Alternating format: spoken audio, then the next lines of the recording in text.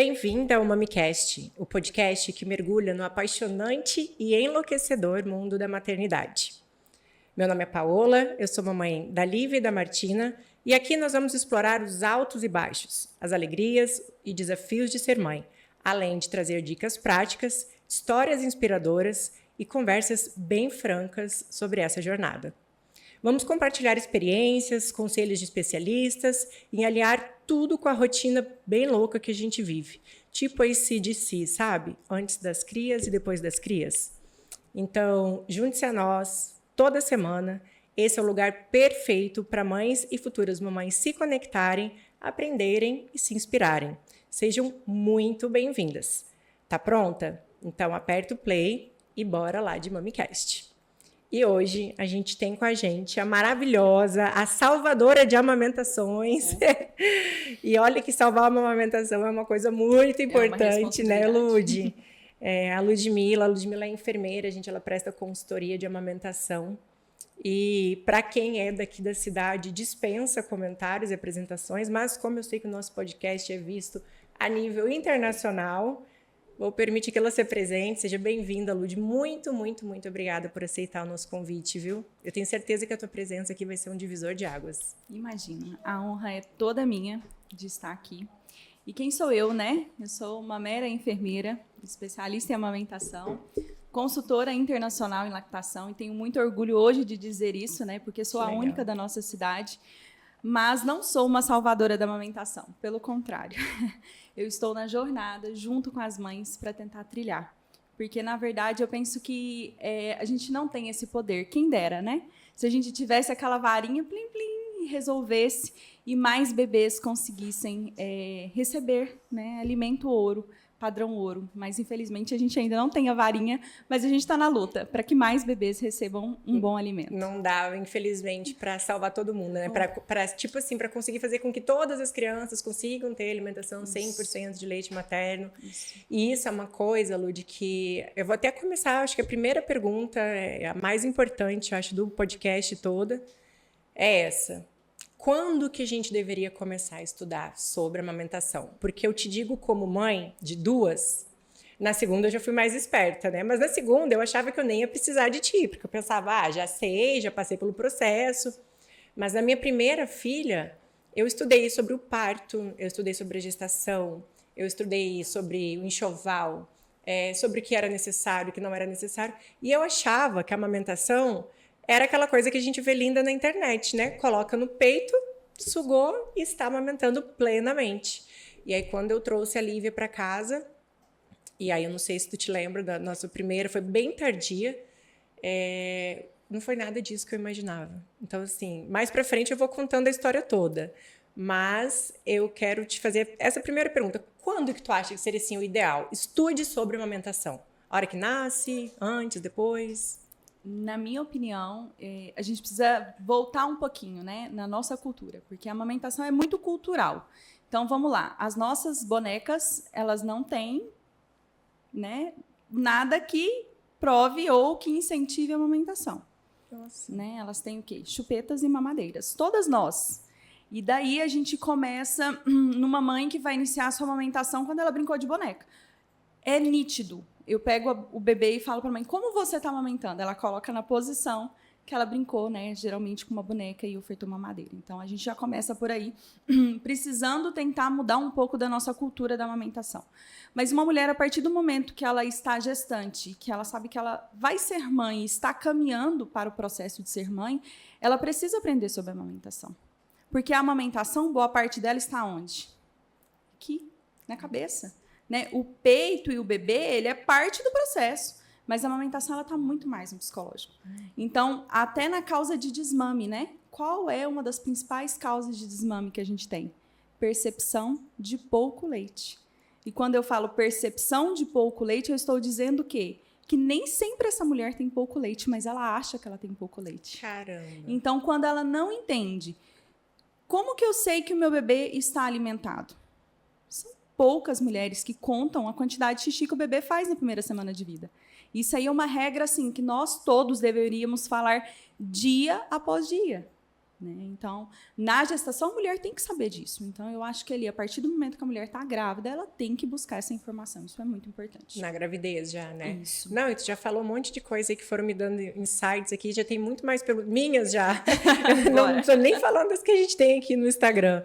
Mas é muito isso comigo que eu senti foi na minha primeira gestação. Eu achei que ia ser lindo e automático, e aí não foi. E eu estava muito com aquela coisa, amamentação exclusiva materna, não aceito fórmula, estava bem xiita, sabe? Sim. Bem incisiva nessa situação. E aí acabou que o quê? Eu não sabia ela pegava errado, ela me machucava. Aí me machucava, eu não tinha ânimo nenhum de amamentá-la. Mas ainda assim ia lá com dor, sofrendo, sangrando e tal. Ela começou a perder peso, só que até então, ali nos 2, 3 primeiros dias, a gente não observa. Essa informação do xixi, na época, eu não tinha, né? Então, assim, hoje, com a experiência que eu fui adquirindo, eu só de olhar para uma criança eu já consigo saber, né? A gente tem um grupo que eu faço parte de mães, e às vezes tem mães que estão nascendo bebezinhos até hoje, que é difícil para mim, que não sou uma profissional da área, virar e falar, amiga, entra com uma formulazinha, existem etapas, apojadura, né? E a gente vai falar tudo sobre isso, né? É difícil para eu falar porque a mãe está num momento difícil na situação hormonal, ela está um fio desencapado, né? Então, assim, ela não quer uma crítica, ela quer alguém que a ajude, e às vezes a gente tenta ajudar e ela não está disposta a isso também. Mas muito isso, eu passei exatamente por essa situação. Então, ela não fazia xixi, ela não chorava, ela chorava e não tinha lágrima. A pelezinha dela estava vermelhinha, então ela não estava.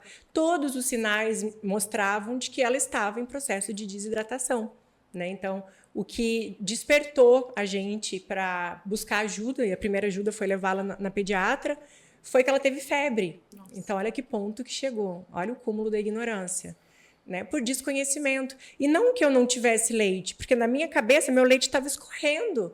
Então, não fazia sentido ela estar com fome. Mas o que estava acontecendo? A pega não estava certa.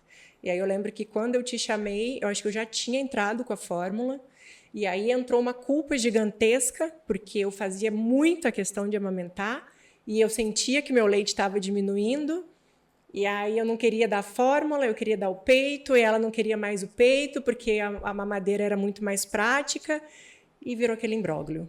E eu acho que essa novela você assiste quase todos os dias, né? Infelizmente. Né? E por mais que a gente fale sobre isso, sabe? Isso que me dói. Porque eu, né, na minha limitação, eu consigo trazer informação ali na rede social, mas eu vejo o quanto nós ainda somos falhos. Uhum. Porque quando a gente fala de amamentação, a gente tem que lembrar que a amamentação não é responsabilidade só da mãe. Ela é responsabilidade de todas as pessoas que a cercam. Uhum. Essa semana mesmo eu fui atender uma paciente e aí a queixa dela era porque ela não tinha leite ainda. Mas ninguém contou para ela que ela estava com colostro, que colostro é leite, e que a pojadura ia acontecer do 3º ao 5º dia. Quando eu cheguei na casa dela no 4º dia, eu fiz a primeira visita, expliquei, no 4º dia eu cheguei, ela falou assim, como? Ninguém nunca me falou isso, Lud, eu fiquei esperando. Vamos explicar o que é a pojadura? Bora, vamos lá, porque isso também é muito importante. Né? O que acontece? Nós temos fases do processo de produção de leite. Então, quando o bebê nasce, a mãe produz colostro, em pouquíssima quantidade. Até porque o estômago do bebê é minúsculo também. E a natureza também é muito sábia, né? O que eu costumo falar para as mães? Imagina que se eu tivesse um peito muito cheio para um bebê que acabou de chegar no mundo e ele não sabe respirar, ele começa a aprender a respirar quando ele nasce. E aí, se eu tenho um volume muito grande, as chances de engasgo dessa criança era imensa. Então, ele precisa aprender sucção, deglutição e respiração. Então, essa tríade para o bebê, ela também é muito cansativa. E é por isso que a gente não tem um alto volume de leite. Nossa, verdade. Né? O colostro ele é em pouca quantidade e altamente rico em anticorpos. É a primeira vacina que o bebê está recebendo. A gente brinca que o colostro é o whey protein. É a proteína, ele é muito rico em proteína. Muita gente acha que é em gordura, mas, na verdade, é em proteína. E em magnésio. Por que magnésio? É um laxativo. Então, a gente precisa liberar o mecônio desse bebê nos primeiros dias, né? E o colostro serve para isso. Do 3º ao 5º dia, essa mulher começa a ter uma mama mais cheia, mais rígida. E aí nós temos a apojadura, que aí sim é a descida do leite. E aí é a hora que eu falo que é o boom da amamentação. Porque eu tenho uma mama muito cheia, Um bebê, às vezes, com dificuldade ainda para mamar, porque às vezes essa criança ainda não sabe mamar o suficiente. Morrendo de fome. Morrendo de fome.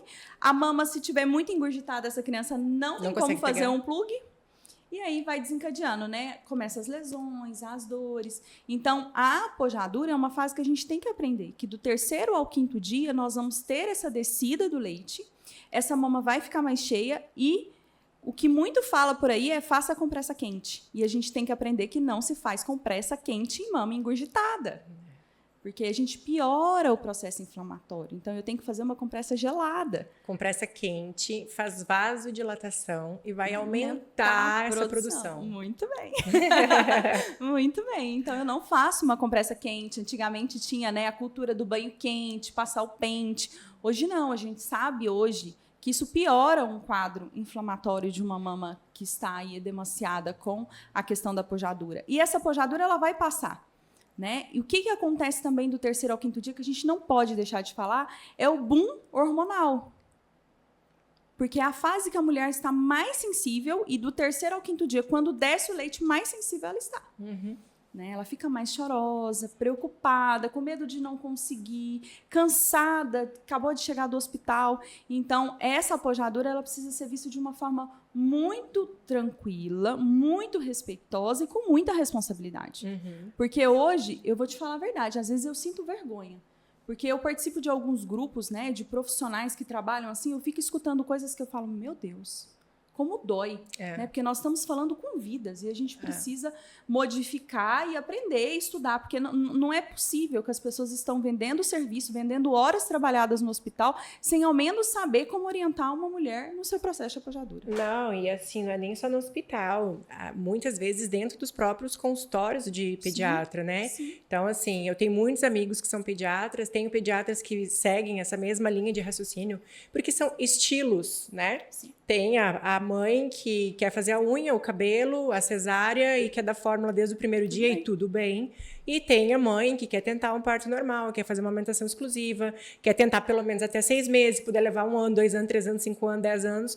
Eu acho que a minha sogra, não sei se ela está vendo, se ela pudesse, ela amamentava meu marido até hoje. E eu acredito que eu também vou querer amamentar minhas filhas até, né? Então, é muito estilo de cada mãe. Mas o que a gente precisa é entender é isso, que vai passar esse processo, todas passam, acho que esse processo de essa dificuldade, todas passam, né? E é um divisor de águas na vida da mulher ter alguém para fazer essa orientação. Por quê? Como mãe, né? Como o outro lado, o lado de quem busca a profissional. É exatamente isso que tu falou. Com 3 a 5 dias a gente está numa estafa mental. Porque assim, o que acontece na gravidez? A gente sobe a montanha do Everest, mês após mês, a gente vai subindo. Quando o bebê nasce, a gente despenca dela, hormonalmente falando. A gente não desce como a gente subiu. Então, nesse 3 a 5 dias, existe essa situação hormonal que está exacerbadíssima, existe a privação de sono, existe a dificuldade de ambientação com a criança, com a casa, com o marido, consigo mesma. Com as visitas? Com as visitas, com os palpites, porque daí vem uma e fala para passar o pente, vem outra e fala que tem que esfregar a bucha no chuveiro, aí vem outra e fala para botar a compressinha, e aí tu fica perdida, aí tem umas que fala dá mamadeira, aí tem mãe, gente, tadinho, nesse grupo de mães que eu faço parte, que a sogra ou a mãe dela foi lá e cortou o bico da mamadeira, ela não queria nem da mamadeira. Aí veio uma rede de apoio, que eu falo que nesse caso é uma rede de desapoio, fala para a mãe dormir um pouquinho para poder ficar com o bebê, né? Nossa, que coisa boa, alguém me ajuda. Chega lá e xuxa uma mamadeira com o bico cortado. Isso é uma falta de respeito total e absoluto com a mãe, né? Mas é muito, muito isso que tu falou. Tu tem filho também, né, Lud? Sim. E como que foi para ti? Então, há 13 anos atrás, a pessoa que eu tinha era minha mãe dizendo: é muito difícil, mas vai passar. E passou, porque eu amamentei até 1 ano e 4 meses. Vai passar. Mas foi muito doído. Então, assim, eu passei 3 meses com lesão. E até eu chegar em um pediatra e ele olhar a língua do Danilo Filho e dizer: olha, você amamenta até hoje? Né? E aí ele foi fazer o procedimento, enfim, depois tive outras histórias, mas eu amamentei até 1 ano e 4 meses em cima de muito apoio, porque eu mamei até 2 anos e meio. Então, para minha mãe, sim, Tipo, não, você vai conseguir também, né? Aquela legal. cultura. Eu fico imaginando aquela mãe, quando ela fala pra mim, a minha mãe não me amamentou, a minha avó não amamentou, minha irmã, ninguém conseguiu amamentar. Então eu também não vou conseguir. Né? É uma E se ela verdade. quiser conseguir, qualquer barreira que ela encontrar, ela vai falar, tá vendo, não dá certo. Na nossa família, isso. ninguém amamenta.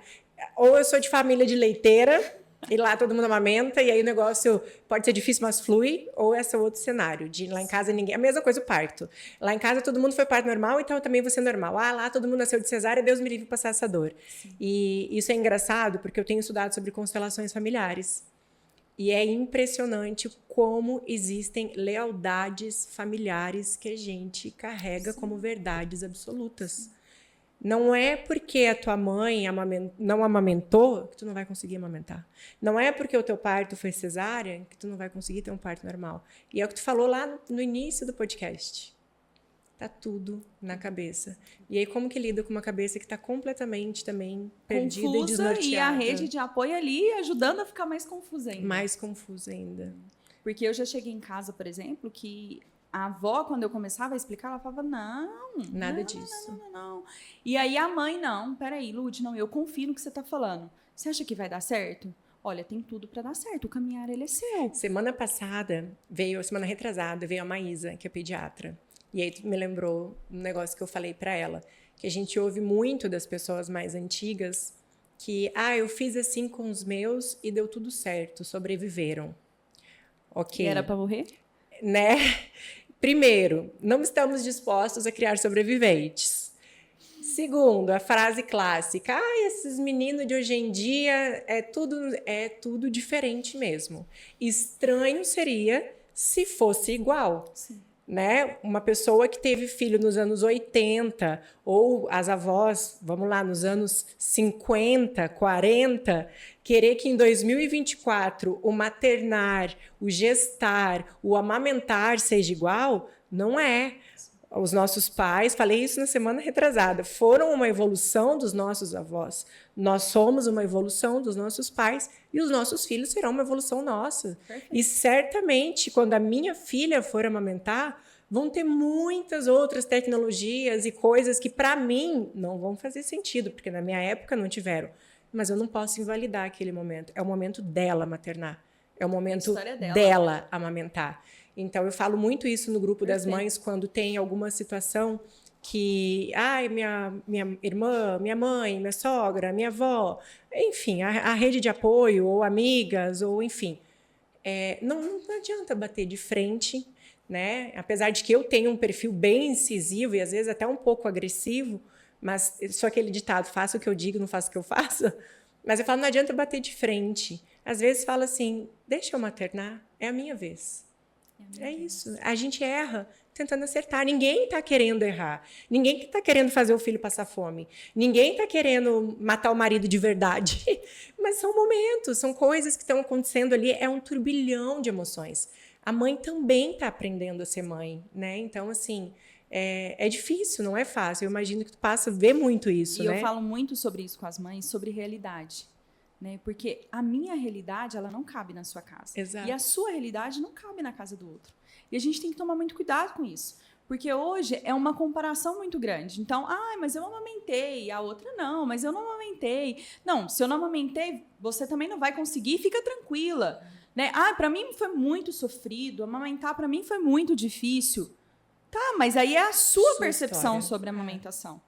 Né? Não dá para falar, e ninguém fala que amamentar é muito difícil. Todo mundo sabe.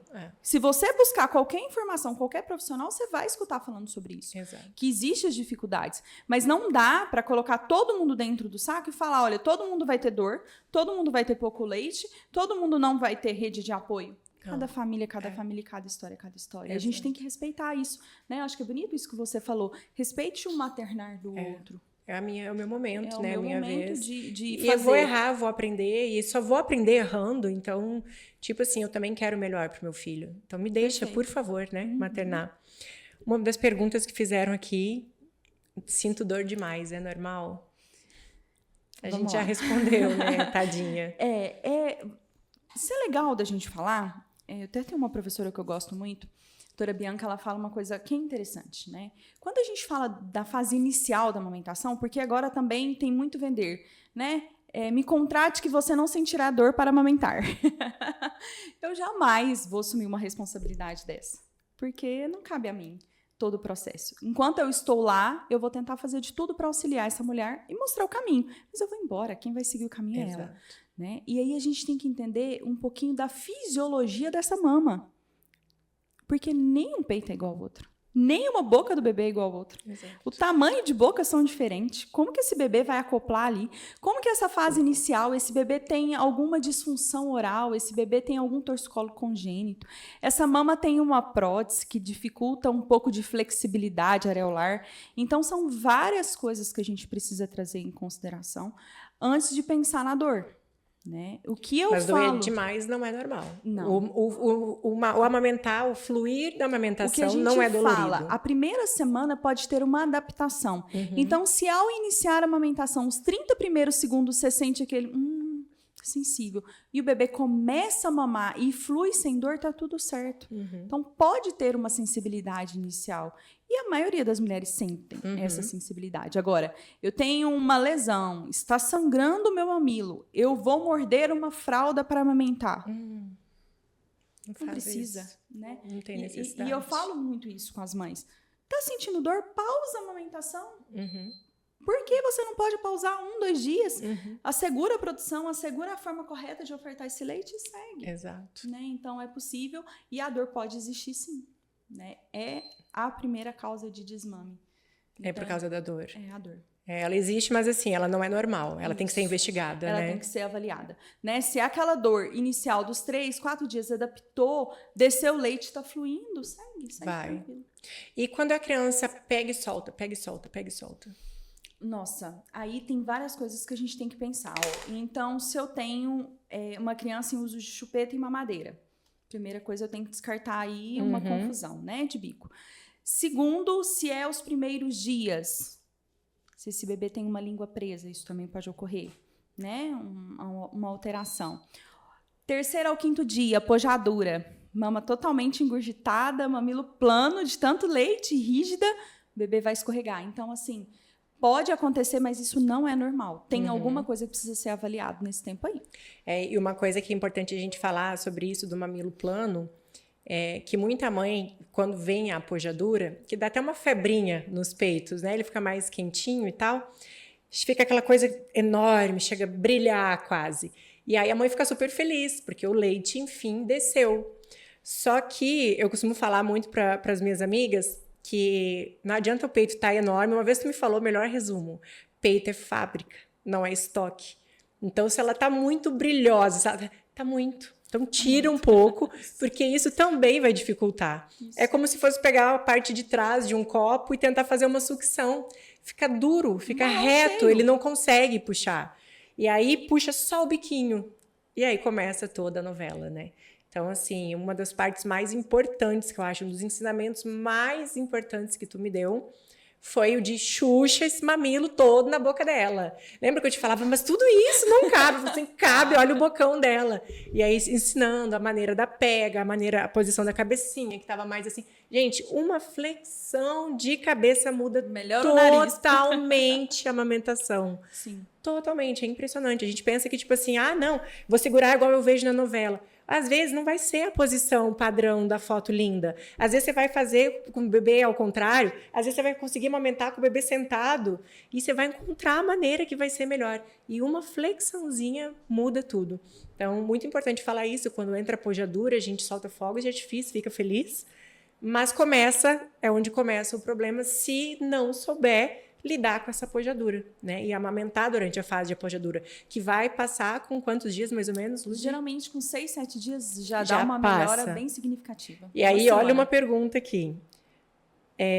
Bebê de 4 meses, desculpa. Bebê de 4 meses, leite secou. Então, aí a gente tem que ver se ele estava só no peito, né? Então, assim, o peito, ele não seca de uma vez. Isso a gente precisa deixar claro aqui, né? Porque as mulheres acham que hoje eu tô amamentando e amanhã eu não tenho mais leite. Não, isso não existe. Isso é um processo. Então, essa criança estava em uso de chupeta, estava em uso de mamadeira, como que estava a extração de leite desse peito? Porque é isso, né? O peito, ele é fábrica. Então, os operários estão ali trabalhando. Se você não coloca eles para trabalhar, ou seja, se você não retira o leite, vai diminuir a produção. Isso, é estímulo. Não estimulou, vai diminuir. Então, assim, com 4 meses, provavelmente não secou de uma hora para outra, né? A gente tem que avaliar se tem algum dispositivo no meio. Porque os estudos falam que bebês em uso de chupetas, a gente tem uma média aí que é 56 dias pode ocorrer uma diminuição da produção. Então, uma média de 2 meses. E aí eu vou arrastando 3 meses com uma mamadeira, 4 meses mais outras mamadeiras, e aí geralmente pode ter realmente. uma Assim, diminuição da pode produção. não mais, dá para fazer amamentação exclusiva. Você vai ter que estar sempre complementando. Isso. E ok também. Agora, se tu faz questão de manter a amamentação, Perfeito. aí teria que fazer uma relactação, né? A gente pode fazer relactação, mas o principal é estimular a mama, né? Porque aí eu tenho que trazer estímulo. Não adianta só ficar relactando no momento que o bebê tá mamando. Eu tenho que colocar Sabe ela o que eu trabalhar. acho que tinha que abrir, do fundo do meu coração? Uma escola para pais. Sabe por quê? Sim. Porque, assim, se a pessoa entender a parte fisiológica da amamentação, a parte hormonal, sucção, ocitocina, prolactina, liberalina, entendeu? Tem toda uma cadeinha de o porquê que esse leite tá descendo, né? Vamos abrir, Ludi? Uma escola para pais? Para gestantes e lactantes? Nós temos o curso de gestante hoje para os pais, né? Então, que realiza na gestação. Então, nós vamos até a casa, tem todo o preparo. Mas sobre a amamentação, ou e tudo? primeiros cuidados. Ah, não, já São ótimo. 2 encontros, a gente Nossa. faz isso. E eu vejo muita diferença. Aquela mãe demais. que recebeu um treinamento na gestação, ela é outra mãe no pós-parto. O puerpério pode ser um pouco mais desafiador, pode, mas ela entende que aquilo é parte do processo. Que aquilo não é só com ela e que o mundo está acabando. Não, é parte do processo. É parte do nascer mãe. É o vai passar, né? Literalmente fazer o mantra de que vai passar. Porque quando a mulher tá ali no meio do olho do furacão, ela acha que não vai passar nunca mais. Ela acha que aquilo ali é a vida dela e acabou, né? Eu tenho até um hábito, e eu sempre sugiro das famílias fazerem isso, né? Às vezes eu tô com aquela criança ali pequenina, e aí eu falo para mim, nossa, vocês já imaginaram que o ano que vem, hora dessa, vocês estão programando a festa de um ano? Isso. Vocês estão vendo bola nessa casa, boneca nessa casa? Isso. Né? Então, a gente precisa fazer um pouquinho do futuro, até para que o presente fique mais leve. E o primeiro ano é muito como uma celebração dos pais, né? Sim. É muito tipo, vencemos. Porque realmente é o ano mais desafiador, né? É o ano mais difícil. Meu peito tá com febre, bebê com 5 dias. Você está na... puxadura? Ou Então, famosa descida do leite. Descida do leite. E faz diferença quando é cesárea e quando é parto normal? Sim. Nós temos aí, né, estudos falando sobre isso, e a gente tem uma cascata hormonal. Então, essa produção de leite, ela funciona através de uma cascata. Então, o que difere, na verdade, o que mais vai impactar nessa cascata não é nem a questão da cesariana em si, é entrar em trabalho de parto. Então, a importância desse corpo iniciar o trabalho de parto vai impactar, sim, na produção. Descida do leite. Na produção ali inicial. Entendi. Então... porque se for pensar hormonalmente, o bebê envia um sinal para o corpo que ele está pronto, o corpo envia um sinal para o cérebro para começar o trabalho de contração, a contração vai expelir o bebezinho, enfim. Quando é numa cesárea, ninguém avisou ninguém, de repente o bebê não está lá, olha, fala, cadê essa criança? Opa, peraí, precisamos amamentar alguém. Isso aqui daí já passou 1 dia, 2 dias, 3 dias, então pode enrolar um pouquinho mais. Eu acho muito massa essa parte fisiológica. E a hora que eu consegui ler, estudar e entender, porque como é nome de hormônios, para a pessoa que é muito leiga, fica meio difícil. Mas o que eu sugiro as pessoas fazerem? Troca por ocitocina por hormônio do prazer. Troca a prolactina, hormônio do amor, isso. Troca a prolactina, risca quando você vê e coloca que fabrica o leite. E aí tu começa a criar, consegue linkar o que uma coisa está levando a outra e o que está acontecendo, né? E sabe o que é interessante, né? Porque a gente fala muito de ocitocina e prolactina. E tem uma coisa que a gente não pode deixar de falar também, o que desencadeia ocitocina e prolactina.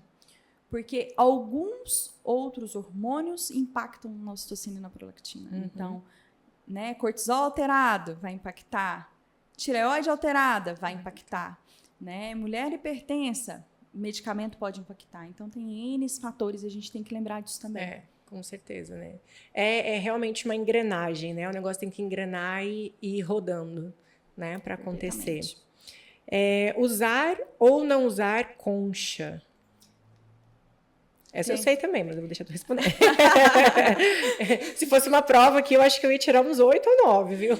Concha de amamentação. Tá rolando um vídeo aí ensinando na internet a fazer ela como um tapa-palpites. Então, você modifica ali, aí você usa como que um fone pra tapar legal! os Ela palpites. serve para alguma coisa, então. Serve também para plantar feijão. Então, quando a gente Porque ela é precisa, cara, então sim, plantar feijão. Adorei. Plantar feijão, até Porque, melhor. né, cresce ali um pouquinho, enfim. Então, não se usa, né, a concha de amamentação. É até interessante, porque quando surgiu a concha, eu me lembro perfeitamente que nós estávamos num congresso em São Paulo. E aí teve aquele congresso explicando sobre a concha, os benefícios. E aí ali a gente tinha aqueles famosos cantinhos onde a gente pegava concha. E eu me lembro que estava eu e a Ângela, a gente trabalhava na maternidade. E nós trouxemos, assim, sacola de concha no avião, quase que não tinha que pagar excesso para trazer concha, porque a gente achava verdadeiramente que as conchas iam salvar a amamentação de todo mundo que chegasse na maternidade. Acabou o problema. Né? A gente falou, pronto, resolveu o problema. E aí, o tempo foi passando e as evidências vão chegando. E o que eles conseguiram comprovar? Que a concha, ela traz muito mais malefício do que benefício. Então, não se usa concha, né? A gente tem aí as rosquinhas que pode auxiliar, mas a concha, além da questão de fungo, a gente tem muita obstrução de ducto, porque ela faz uma pressão ali na fase dos seios lactíferos. Então, não use concha. As rosquinhas, gente, que ela tá falando, são rosquinhas dá para fazer com meia dá para fazer com fralda. Ou, por exemplo, eu comprei as minhas no Mercado Livre, acho que 8 pares, tipo R$50. Aí, volto a falar, a gente se preocupa com enxoval, a gente se preocupa com um monte de coisa, compra não sei quantos body, porque aqui em Goiás, na boa, 3, 4 body tá mais do que bom. Lavou de manhã, de tarde tá seco.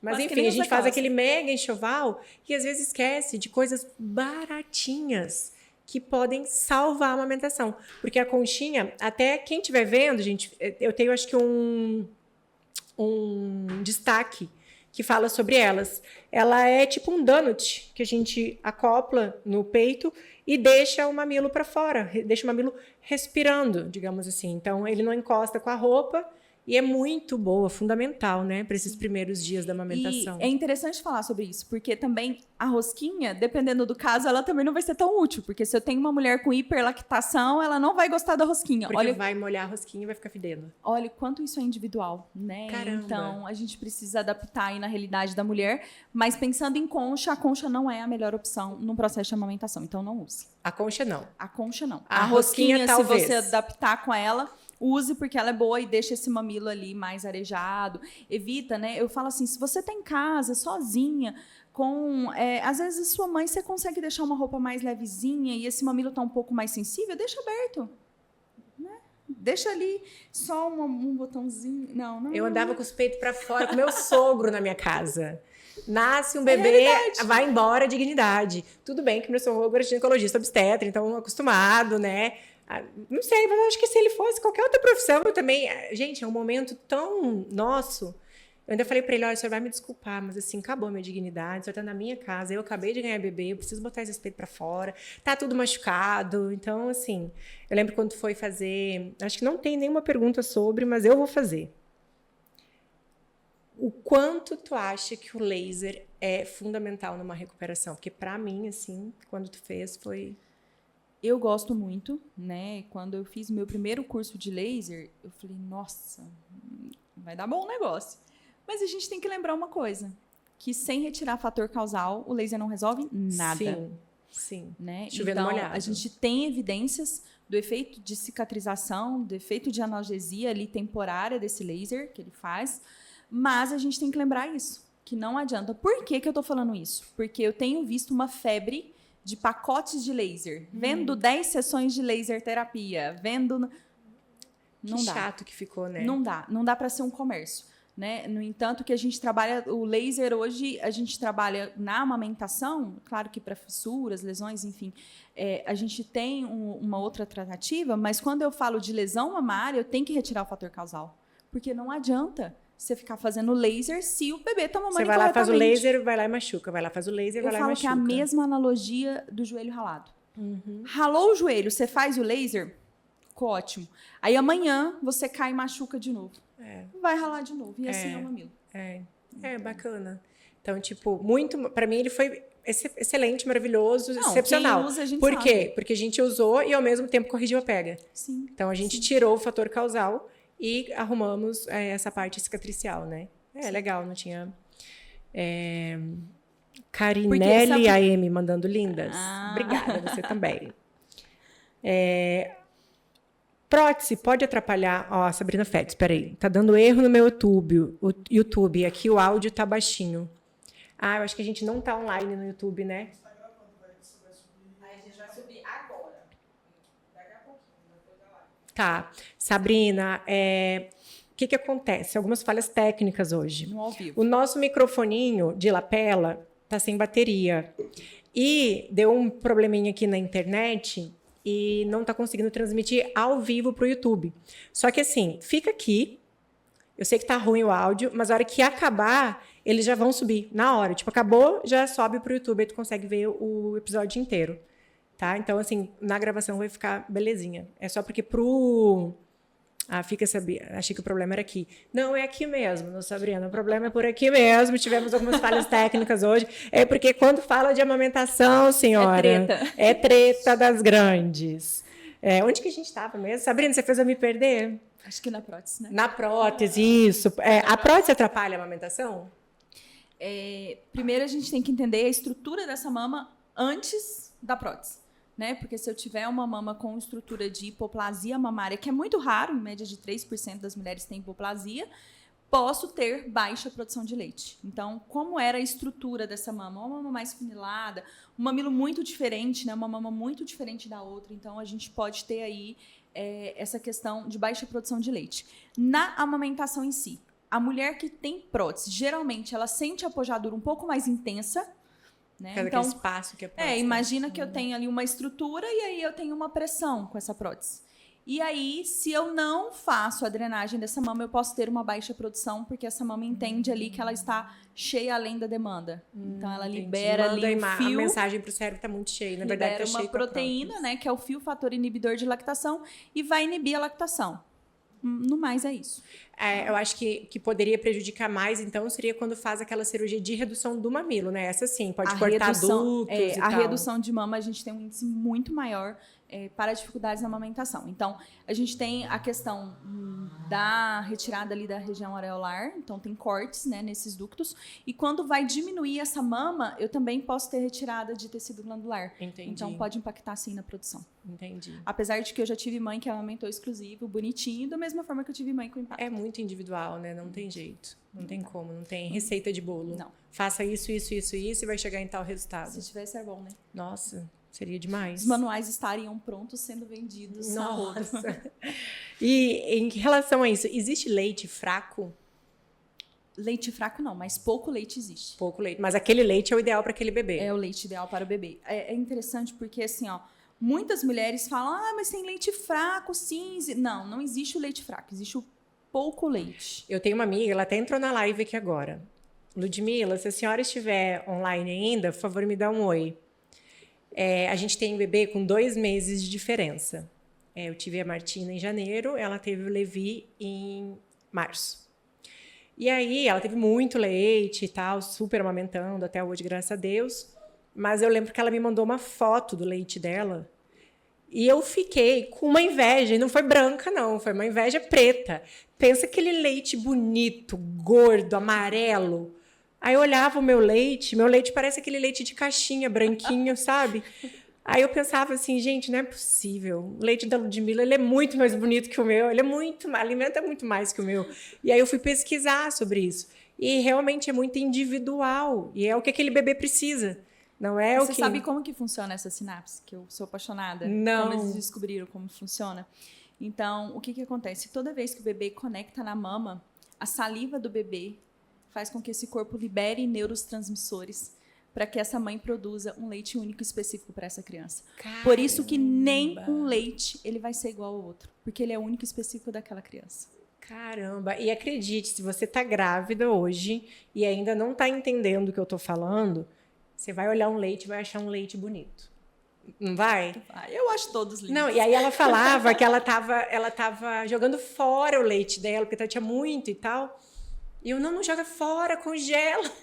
E eu indignada, porque ela tava jogando fora um leite bonito daquele. Mas assim, leitão mesmo. Acho que ela não tá na live, porque senão eu vi que ela entrou, mas eu acho que senão ela teria comentado aqui. E é isso, o leite dela é lindo, mas é pro filho dela. O meu pode não ser tão bonito para mim, como tu falou, tu acha todos bonitos, mas é o suficiente para minha filha, é o que ela precisa, né?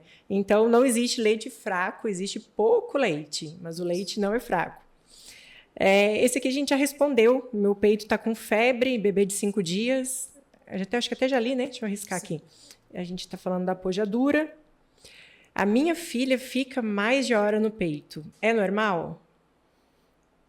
Mais de hora, tem quantos dias essa bebê, que é importante a gente tentar entender, e o que é mais de hora? Sabe por que eu tô fazendo essa pergunta?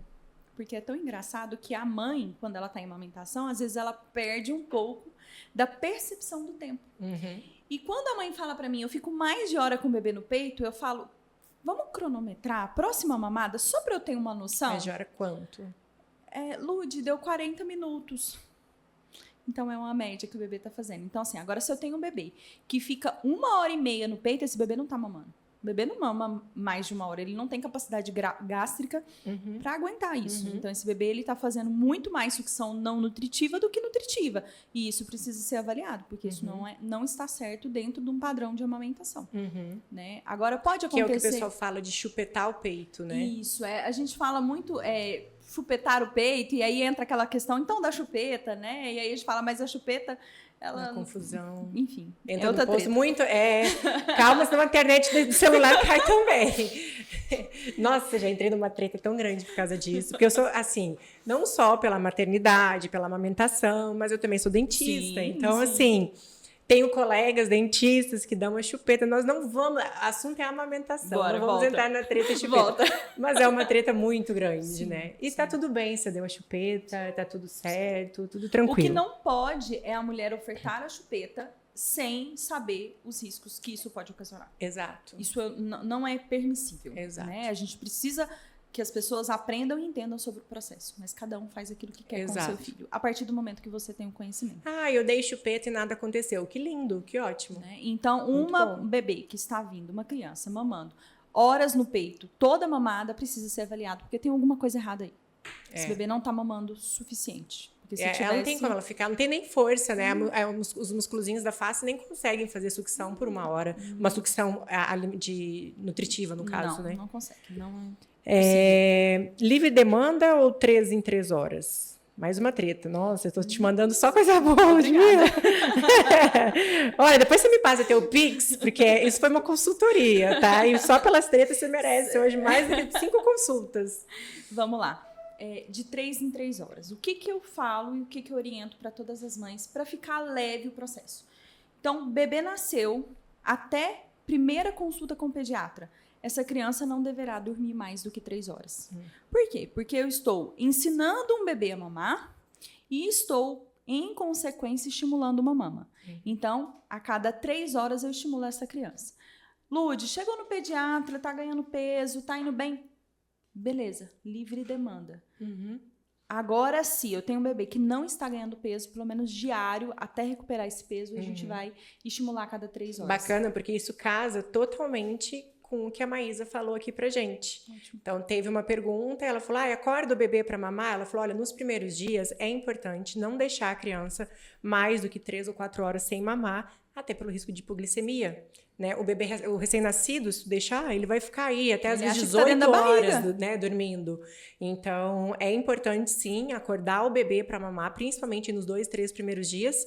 E eu achei até melhor essa tua referência até a primeira consulta com o pediatra. Porque às vezes não vai ser com 3 dias, vai ser com 5. Isso. Então, tenta manter 3 em 3 horas, né? Para garantir que ele vai estar alimentado. Olha, se durante o dia tá fazendo aquela quantidade de xixi específica, tá indo bem, à noite até 4 horas dá para segurar. Mas mais do que isso não dá. E o que a gente vê na grande maioria, um bebê seguindo um padrão de amamentação correto, ele não dorme mais do que 3, 4 horas. Ele não dorme.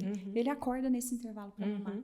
Então, se ele está dormindo a mais, geralmente a gente tem uma icterícia, né? Que pode deixar Isso esse falando bebê de sonolento. RN, né? Isso, de Quando recém-nascida. que a gente consegue ver a luz no final do túnel, que não é um trem para atropelar? Você fala do tempo? Da amamentação. Tipo assim, com que idade o bebê vai estar mais ou menos que eu posso espaçar? Eu posso espaçar não, porque no meu entender eu não espaço nunca. Ela acordou, mamou. Mas assim, para uma mãe que está agora com um bebê com 5 dias, quando que eu vou conseguir dormir 5 horas, 6 horas? Nossa, isso aí é outra treta, amiga. Porque Outra nem treta, dando né? mamadeira, às vezes vai ser possível, né? Eu já tive mãe que desmamou o bebê. Não, eu vou dar mamadeira porque tá acordando muito à noite pra mamar. E aí é culpa do peito, então eu vou dar mamadeira porque eu vou tem mãe que voltar o acha mês que o que leite vem é a trabalhar. fraco. Né? Então, isso é muito relativo. O que a gente vê é que a partir dos 3 meses, começar a implantar uma rotina mais, não diria severa, mas um pouco mais intensa, é mais fácil do que na fase inicial. Né? Que é outra coisa que a gente vê por aí. Não, vamos colocar os meninos para dormir, tal hora que vai acordar tal hora, aí você coloca a chupeta no meio. Tá, tudo bem. Pode ser um caso que você quer seguir. Você quer amamentar? Porque se você quer seguir uma amamentação, no mínimo até 6 meses, isso não vai caber aqui na realidade. O que comigo, com a Lívia eu não posso falar, porque eu basicamente não tive essa amamentação, nem esse conhecimento, né?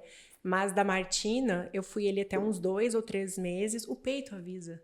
O peito já avisa quando o bebê vai acordar. Então, tipo assim, o peito já começa a avisar, você pode contar 15, 20 minutos que o chorinho vem. E foi mais ou menos isso. Ali com uns 3 meses, mais ou menos, ela já começou a espaçar mais. E eu te entendo quando tu fala que é muita treta, porque não é só o leite, né? Não. Então, assim, eu já falei num outro episódio, vou repetir nesse também, o estômago do bebê, ele cresce exponencialmente no primeiro mês. Ele é pequenininho, depois ele fica um pouco maior.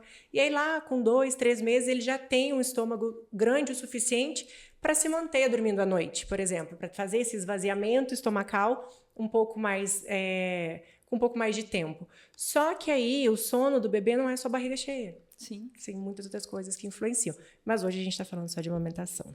Se quiser saber, contrate a dona Ludmila, você vai saber. Vamos ver a próxima. Essa é boa. Essa é boa, mas é treta também. Pode engravidar amamentando? Pode, sim. E pode continuar amamentando grávida também. Adoro! Né? Porque isso é uma outra discussão muito antiga que a gente tinha aí uma grande orientação de que se eu tô amamentando e descubro que eu tô grávida, eu tenho que parar de amamentar. Né? Isso só vai acontecer se essa mãe está com uma gravidez de risco. Aí o médico pode fazer uma avaliação e falar para ela, olha, sua gravidez é de risco, então seria melhor a gente desmamar essa criança.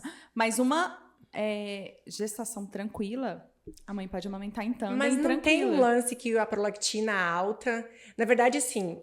Então, vamos refazer a pergunta. Tá, pode engravidar? Pode. Mas se a mulher tiver em amenorreia, em ausência de menstruação, aí não. Entendi. Agora a outra pergunta. Por quê? A prolactina aumenta, né? E aí ela tem uma amenorreia. Quando a prolactina está muito alta, ela provavelmente não vai menstruar. Se ela não vai menstruar, ela não vai ter ciclo. Não siga esse único método, por favor. Eu tenho uma amiga, gente, eu tô falando isso, mas tem uma amiga que ela engravidou com um bebê de 45 dias. Então, as avós, assim, antigamente engravidava bastante, assim, né? Então pode. Você pode engravidar. Pode engravidar. Sempre que tiver uma relação sexual, pode engravidar desprotegida, né? Então, utilize 2 métodos se você não quer engravidar. E até não é sugerido, né? Então, a gente tem que lembrar de um útero ali que acabou de passar por um parto. Então, isso também é arriscado. Então, se você está amamentando e você tem relação, você pode sim engravidar. E se você está amamentando e engravida, você pode continuar amamentando. Amamentando, não vai fazer diferença. Bom saber. Daquelas que, tipo assim, né? Vamos saber que diferença vai fazer pra mim, vou engravidar? Isso vai ajudar as amigas. Como evitar o empedramento? Então, vamos lá. Apojadura, né? Empedramento apojadura. Vai acontecer na apojadura ou não, né? Porque se eu tiver uma obstrução de ducto no meio dessa amamentação, eu posso ter uma mama empedrada, uma mama, né, cheia aí. Então, o que a gente vai pensar lá na apojadura? O que eu devo fazer? A gente fala massagem areolar, porque muitas mulheres querem fazer massagem na mama, mas na verdade eu tenho que fazer na região areolar. Nossa, você não tem noção do quanto esse teu vídeo me salvou. Gente, sério. Vocês não têm noção. Porque, assim, ela falando massagem areolar, você imagina, não, tem uma técnica de massagens, de pontos específicos, quantas vezes específicas. Não, você não tem noção. Né? É Então, muito... a massagem areolar, para mim, ela é o que a gente... A consultora de amamentação, para mim, se eu tivesse 30 filhos seria na minha lista número 1 de prioridade. Porque, para quem realmente quer amamentar, eu tenho até hoje o videozinho você vai fazer assim, assim, assim. E foi assim... Dali pra frente, outra história. Então, mama empedrou, massagem areolar e amamentação em livre demanda. Terminou de amamentar, compressa gelada. Uhum. Aí vai melhorar esse empedramento. Sim. E o que é a pega correta? Vamos só lembrar isso, se não tiver um ducto obstruído, né? Sim. Porque se eu tiver ducto obstruído, a gente está falando de um outro processo que eu tenho que avaliar. De um outro protocolo. Isso, justamente. É complicado falar, tipo, uma verdade aqui, Sim. Faz massagem e não, mas Não às vai. vezes é outra coisa, não deu certo. Sim. Então, por isso que eu falo, a consultoria acaba que é um valor muito irrisório, perto do benefício que traz para a família como um todo, porque quando desencarrilha a amamentação, desencarrilha a mulher, e aí vira um problema familiar, e aí ela fica estressada com o marido também, e com todo mundo, e é uma bomba relógio. Então, Sim, assim, e é interessante da gente falar também um pouquinho da consultoria de amamentação, porque às vezes as pessoas acham que a gente chega na casa só para falar de amamentação, né? E vai muito além de amamentação. Porque a amamentação não é só peito e boca do bebê. Então, às vezes, e assim, a gente tem, né, relatos, e para mim é muito nítido, às vezes aquela mãe que engravidou sem aquela aceitação da gestação, a dificuldade inicial do bebê pegar o peito. Uhum. E quem aí é mãe e que o bebê teve dificuldade inicial de pegar o peito e que entende que não tinha nenhuma disfunção oral nem nada, ela sabe que era por conexão. Uhum. Então, enquanto não tem a lambida, não tem a conexão desse bebê com a mãe, a gente não consegue fazer com que o bebê abocanhe. É engraçado isso, né? É muito mental, é muito emocional. Né? E aí, o que é uma pega correta? O que é uma pega correta? O que é uma pega correta? Eu falo, a pega correta é aquela que a mãe tá amamentando, o bebê tá se alimentando e ela não tá sentindo dor. E ouve aquele barulhinho gostoso. É a melhor coisa do mundo. É a melhor coisa do mundo. Então, isso é uma pega correta, né? Quando a gente vai falar em técnica, aí eu tenho uma postura, eu tenho um bebê abocanhando boa parte dessa região areolar, porque foi interessante você falar, né, do abocanhar a região areolar, mas a gente tem que entender também qual é o tamanho da areola dessa mulher. Porque às vezes ela tem uma auréola maior que o mundo. Não faz isso, colega? Eu tive uma paciente que tinha uma região areolar muito grande e a queixa principal era dela. Dela era essa, né? Não, mas não vai conseguir mesmo, não, né? Então, precisa entender dessa anatomia um pouquinho. Mas se eu tenho um bebê que está abocanhando corretamente essa região areolar, bem posicionado, com o narizinho livre, que a gente fala, né? E fazendo o som de glute, glute, glute, isso faz parte da pega correta. Então, não tem como explicar falando, né? Tem que realmente mostrar. Em geral, a pega correta... Qual é a pega correta? Aquela que eu escuto glute, glute e que o meu neném, quando tá mamando, eu não tô sentindo nenhum desconforto. Que tá legal o processo. Então, isso é uma pega correta. E tem mulheres que não passam por dificuldade na amamentação? Sim, tem mulheres que não assim, passam. Lindamente põe no peito, mamou, rolou. E eu falo isso porque eu tenho a oportunidade de trabalhar num projeto voluntário e que lá as gestantes, né, elas amamentam, enfim, a gente troca depois figurinha.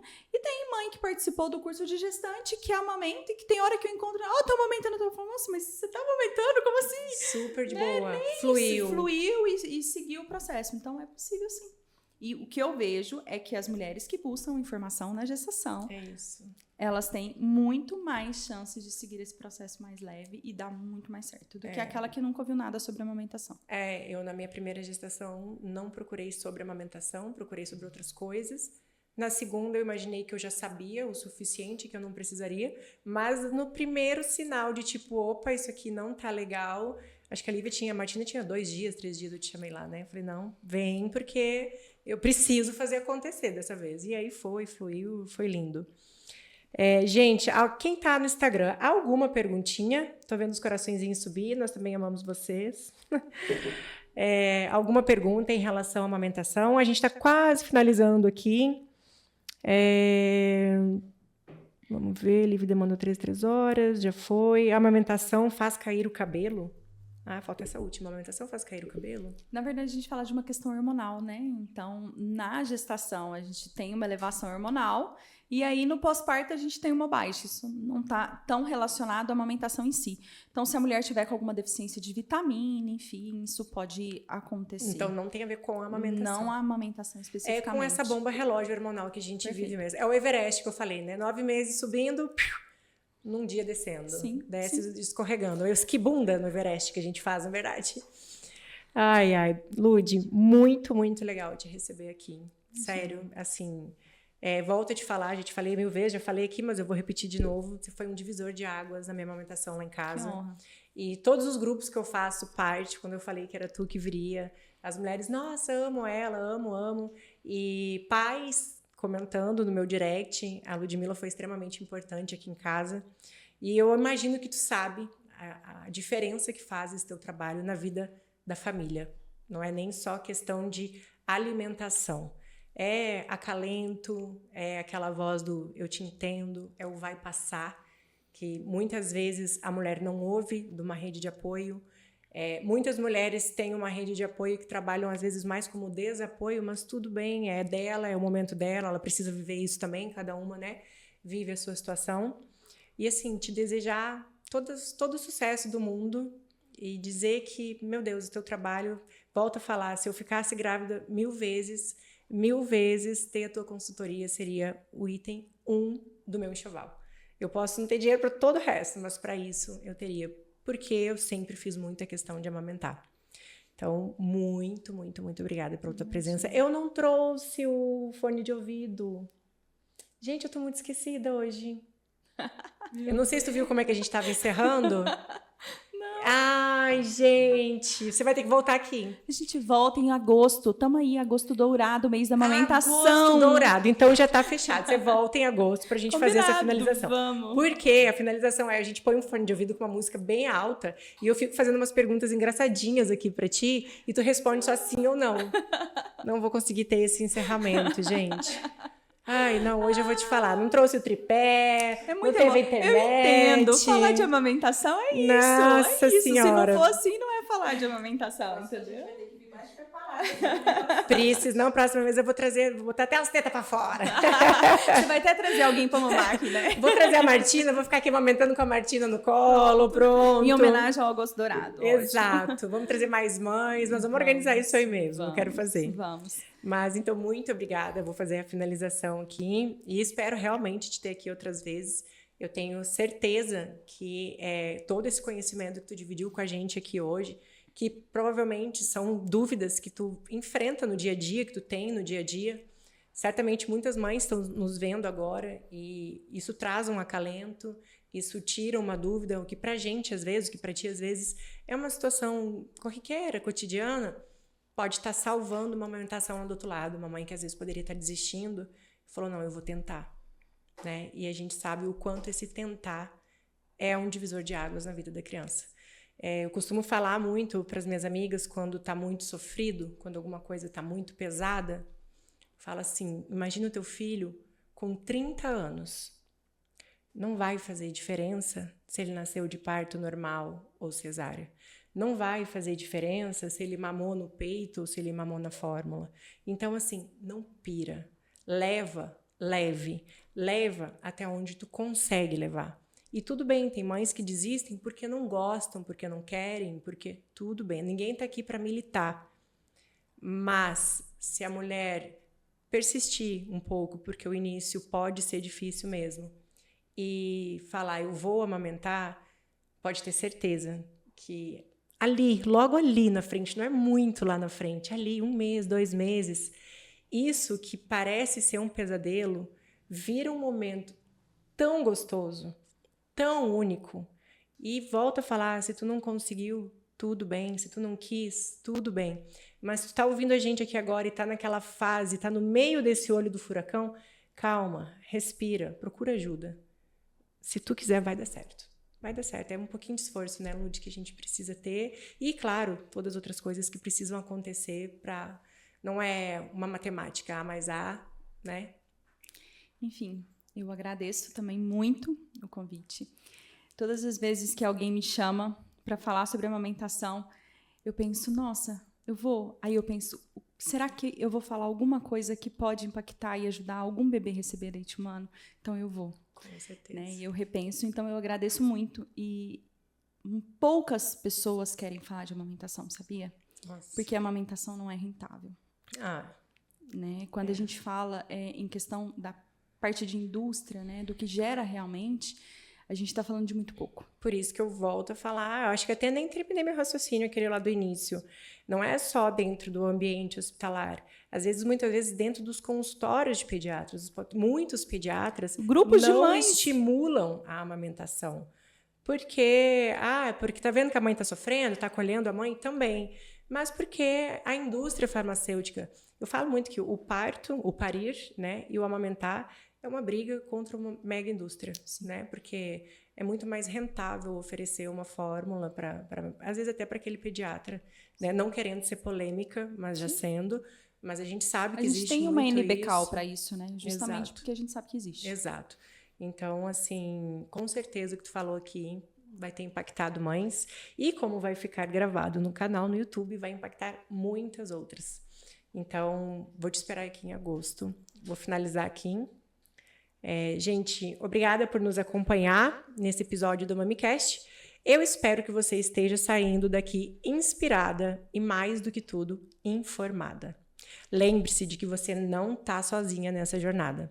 A gente está aqui para te apoiar, educar e também celebrar junto com você. Continue nos seguindo para mais histórias, dicas e conversas genuínas. Até o próximo episódio do MamiCast e cuide-se, mamãe!